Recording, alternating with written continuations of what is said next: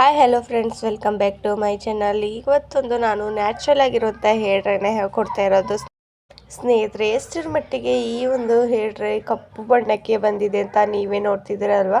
ಇದರಲ್ಲಿ ನಾನು ಯಾವುದೇ ಒಂದು ಮೆಹಂದಿನ ಯೂಸ್ ಮಾಡದೆ ನ್ಯಾಚುರಲ್ ಪದಾರ್ಥಗಳಿಂದ ನಾನು ಈ ಒಂದು ಹೇರ್ ಡ್ರೈನ ರೆಡಿ ಮಾಡಿರುವಂಥದ್ದು.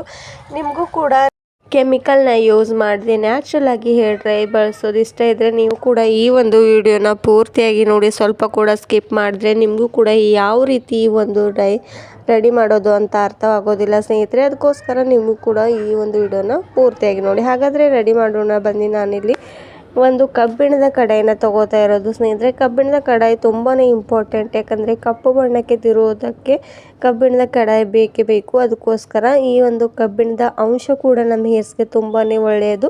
ಅದಕ್ಕೋಸ್ಕರ ಈ ರೀತಿ ಕಬ್ಬಿಣದ ಕಡಾಯಿ ಇದ್ದರೂ ತಗೊಳ್ಳಿ, ಅಥವಾ ಕಬ್ಬಿಣದ ಹಂಚನ್ನು ಅಥವಾ ತವ ಅಂತ ಕರಿತೀವಲ್ವ, ಅದು ಕೂಡ ನಿಮ್ಮ ಮನೆಯಲ್ಲಿ ಇದ್ದೇ ಇರುತ್ತೆ. ಅದನ್ನು ಇದ್ದರೂ ಬಳಸಿ ಈ ಒಂದು ಹೇರ್ ಡ್ರೈ ರೆಡಿ ಮಾಡೋದಕ್ಕೆ. ಹಾಗೂ ನಾನಿಲ್ಲೊಂದು ಲಿಂಬೆ ಹಣ್ಣನ್ನು ತಗೋತಾ ಇರೋದು. ಲಿಂಬೆ ಹಣ್ಣಿನಲ್ಲಂತೂ ಆ್ಯಂಟಿ ಆಕ್ಸೈಡ್ ಇರುತ್ತೆ.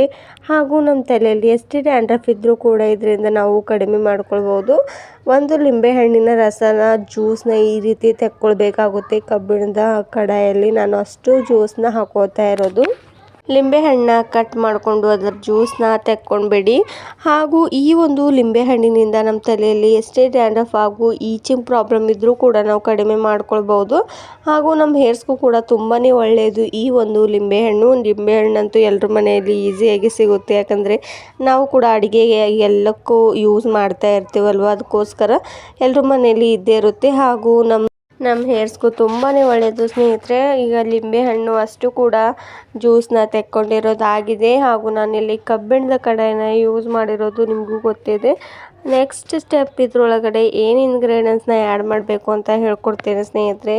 ತುಂಬಾ ಈಸಿಯಾಗಿ ಮಾಡುವಂಥದ್ದು, ಹಾಗೂ ಯಾವುದೇ ಒಂದು ಕೆಮಿಕಲ್ನ ಬಳಸದೆ ಮಾಡಿರುವಂಥ ಈ ಒಂದು ಹೇರ್ ಡ್ರೈ. ನೆಕ್ಸ್ಟ್ ನಾನು ಇದ್ರೊಳಗಡೆ ಸ್ವಲ್ಪ ಮಟ್ಟಿಗೆ ಆಮ್ಲ ಪೌಡರ್ನ ಯೂಸ್ ಮಾಡ್ಕೋತಾ ಇರೋದು. ಆಮ್ಲ ಪೌಡರ್ ನಿಮ್ಮ ಹತ್ರ ಇದ್ದರೆ ಯೂಸ್ ಮಾಡ್ಕೊಳ್ಳಿ, ಅಥವಾ ಆನ್ಲೈನ್ನಲ್ಲಿ ಕೂಡ ಪರ್ಚೇಸ್ ಮಾಡ್ಕೊಳ್ಬೋದು. ಒಂದು ಸ್ಪೂನಷ್ಟು ನಾನು ಇದರೊಳಗಡೆ ಹಾಕ್ಕೊಂಡಿರೋದು. ನಿಮ್ಮ ಕೂದಲು ಜಾಸ್ತಿ ವೈಟ್ ಹೇರ್ಸ್ ಇದೆ ಅಂತಂದರೆ ನೀವು ಜಾಸ್ತಿ ಪ್ರಮಾಣದಲ್ಲಿ ಆಮ್ಲ ಪೌಡರ್ನ ಯೂಸ್ ಮಾಡ್ಕೊಳ್ಬೋದು. ಹಾಗೂ ನಾನಿಲ್ಲಿ ಒಂದು ಲಿಂಬೆ ಹಣ್ಣನ್ನು ಯೂಸ್ ಮಾಡಿರೋದು. ನಿಮ್ಮ ತಲೆಯಲ್ಲಿ ಜಾಸ್ತಿ ವೈಟ್ ಹೇರ್ಸ್ ಇದ್ದರೆ ನೀವು 2 ಅಥವಾ 3 ಲಿಂಬೆ ಹಣ್ಣನ್ನು ಕೂಡ ಯೂಸ್ ಮಾಡ್ಕೊಳ್ಬೋದು. ಹಾಗೂ ಇದರಿಂದ ಯಾವುದೇ ಒಂದು ಸೈಡ್ ಎಫೆಕ್ಟ್ ಕೂಡ ಬೀಳೋದಿಲ್ಲ ಸ್ನೇಹಿತರೆ, ಯಾಕಂದರೆ ನಾನಿಲ್ಲಿ ಯಾವುದೇ ಒಂದು ಕೆಮಿಕಲ್ನ ಕೂಡ ಬಳಸಿಲ್ಲ. ನ್ಯಾಚುರಲ್ ಆಗಿ ಮಾಡಿರುವಂಥದ್ದು. ಹೀಗೆ ಮನೆಯಲ್ಲೇ ಮಾಡಿರುವಂಥ ಹೇರ್ ಡ್ರೈಗಳನ್ನ ನೀವು ಯೂಸ್ ಮಾಡ್ತಾ ಬಂದರೆ ಸೈಡ್ ಎಫೆಕ್ಟ್ ಕೂಡ ಅಂತೂ ಬೀಳೋದಿಲ್ಲ ಸ್ನೇಹಿತರೆ. ಹಾಗೂ ನಿಮ್ಮ ಕೂದಲು ಕೂಡ ತುಂಬಾ ಚೆನ್ನಾಗಿ ಕಪ್ಪು ಬಣ್ಣಕ್ಕೆ ತಿರುಗ್ತಾ ಹೋಗುತ್ತೆ. ಆ್ಯಂಡ್ ಬುಡದಿಂದ ಕೂಡ ಕಪ್ಪು ಬಣ್ಣಕ್ಕೆ ನಿಮ್ಮ ಕೂದಲು ಬರ್ತಾ ಹೋಗುತ್ತೆ. ಎಷ್ಟೇ ವೈಟ್ ಹೇರ್ಸ್, ಇವಾಗಲಂತೂ ಸ್ವಲ್ಪ ಜನ ಕಡೆ ಒಳಗಡೆನೇ ವೈಟ್ ಹೇರ್ಸ್ ಇರುತ್ತೆ, ಮೇಲ್ಗಡೆ ಕಪ್ಪಗಿರುತ್ತೆ. ಆ್ಯಂಡ್ ಒಳಗಡೆ ತುಂಬಾ ವೈಟ್ ಹೇರ್ಸ್ ಇರೋದು ಕೂಡ ಸಮಸ್ಯೆ ಜಾಸ್ತಿ ಆಗ್ತಾ ಇರೋದು. ಅದಕ್ಕಂತೂ ಈ ಒಂದು ಹೇರ್ ಡ್ರೈ ತುಂಬಾ ಒಳ್ಳೆಯದು ಸ್ನೇಹಿತರೆ. ಕಪ್ಪು ಬಣ್ಣಕ್ಕೆ ತಿರುಗುತ್ತೆ. ಹಾಗೂ ಚಿಕ್ಕ ಮಕ್ಕಳಿಗೂ ಕೂಡ ಇವಾಗಲಂತೂ ಎಷ್ಟೆಲ್ಲ ವೈಟ್ ಹೇರ್ ಸಮಸ್ಯೆ ಆಗ್ತಾ ಇರೋದು, ಮೆಲೋನಿನ್ ಅಂಶ ಕಡಿಮೆ ಆಗ್ತಾ ಇರೋದ್ರಿಂದ. ಹಾಗೂ ಅವರು ಎಷ್ಟೆಲ್ಲ ಜಂಕ್ ಫುಡ್ನ ಯೂಸ್ ಮಾಡ್ತಾ ಇರ್ತಾರೆ, ಅದಕ್ಕೂ ಕೂಡ ವೈಟ್ ಹೇರ್ಸ್ ಜಾಸ್ತಿ ಆಗ್ತಾ ಹೋಗುತ್ತೆ. ನೆಕ್ಸ್ಟ್ ನಾನು ಇದ್ರ ಒಳಗಡೆ ಇನ್ಸ್ಟೆಂಟ್ ಬ್ರೂ ಪೌಡರ್ನ ಆ್ಯಡ್ ಮಾಡ್ಕೋತಾ ಇರೋದು. ಬ್ರೂ ಪಾಕೆಟ್ ಕೂಡ ನಮ್ಮ ಹೇರ್ಸ್ಗೆ ಒಂದು ಶೈನಿನೆಸ್ ಕೊಡುತ್ತೆ. ಹಾಗೂ ನಮ್ಮ ವೈಟ್ ಹೇರ್ಸ್ ಕೂಡ ಬ್ಲ್ಯಾಕ್ ಆಗಿ ಮಾಡೋದಕ್ಕೆ ತುಂಬಾ ಒಳ್ಳೆಯದು ಸ್ನೇಹಿತರೆ. ನಾನಿಲ್ಲಿ ಒಂದು ಪಾಕೆಟಷ್ಟು ಬ್ರೂ ಪೌಡರ್ನ ಹಾಕ್ಕೊಳ್ತಾ ಇರೋದು. ಅಷ್ಟು ಹಾಕ್ಕೊಂಡ್ಬಿಡಿ. ಅಥವಾ ಜಾಸ್ತಿ ನಿಮಗೆ ನಿಮ್ಮ ಕೂದಲು ಸಾಫ್ಟ್ ಆ್ಯಂಡ್ ಶೈನಿಯಾಗಿ ಕಾಣಿಸ್ಬೇಕಂದ್ರೆ ನೀವು 2 ಬ್ರೂ ಪೌಡರ್ ಕೂಡ ಹಾಕ್ಕೊಳ್ಬೋದು. ನೋಡ್ತಾ ಇದ್ದೀರಲ್ಲ, ನಾನು ಅಷ್ಟು ಕೂಡ ಹಾಕ್ಕೊಂಡಿರೋದು. ಆ್ಯಂಡ್ ಬ್ರೂ ಪೌಡರ್ ಎಲ್ಲರ ಮನೆಯಲ್ಲಿ ಇದ್ದೇ ಇರುತ್ತೆ.